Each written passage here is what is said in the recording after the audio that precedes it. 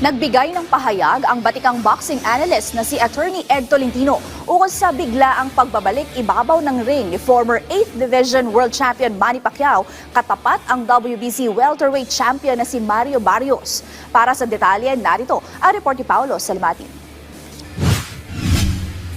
Mukhang nais dagdagan ni pambansang kamao at former 8th Division World Champion Manny Pacquiao ang pag-ukit sa kasaysayan ng boxing matapos i-anunsyo kamakailan ang kanyang pagbabalik sa ibabaw ng lona na nakatakdang lumaban para sa isang world title fight katapat ang World Boxing Council o WBC welterweight king na si Mario Barrios ngayong July 19 sa T-Mobile Arena sa Las Vegas, Nevada. Sa edad na 46 anyos, dalawang boksingero pa lamang sa kasaysayan ng boxing na sina George Foreman at Bernard Hopkins ang hinirang bilang pinakamatandang kampyon na hindi bababa sa 45 anyos. Pero ayon sa batikang boxing analyst na si Attorney Ed Tolentino, hindi magiging madali para kay Pacquiao na makuha ang titulo dahil hindi biro ang 16 na taong pagitan sa edad ni Pacquiao na 46 anyos kumpara sa 30 years old na si Barrios.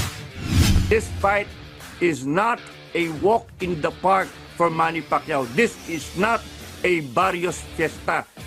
Ito po ay totoong laban at talaga pong pinned yung back ni Manny Pacquiao against the wall in this fight. But we know Manny Pacquiao, he has overcome so many odds in his career, but he's actually fighting two fighters here, Mario Barrios and Father Time. Ibinahagi rin ni Tolentino na medyo alanganin ang biglaang paglaban ni Pacquiao sa isang world title fight matapos mabakante ng 4 na taon sa laban. Ani Tolentino, dapat sana'y sumabak na muna sa mga ilang tune-up matches ang pambansang kamao bago sumalang sa mabigat na laban. No, ako mas maganda sana tune up. Tingnan muna in an actual fight kaysa lumundag ka sa isang world title fight. Pero alam mo, at age 46, yung clock mabilis na ang takbo eh. Time is of the essence for Manny Pacquiao. And I do believe, isa sa mga dahilan kung bakit lumundag na siya sa isang world title fight, ay ang paniniwala niya that among the welterweight champions today, pinakamahina yung Mario Barrios. Yan ang tingin niya, pinakamahina ito. At yan din ang tingin ng mga eksperto.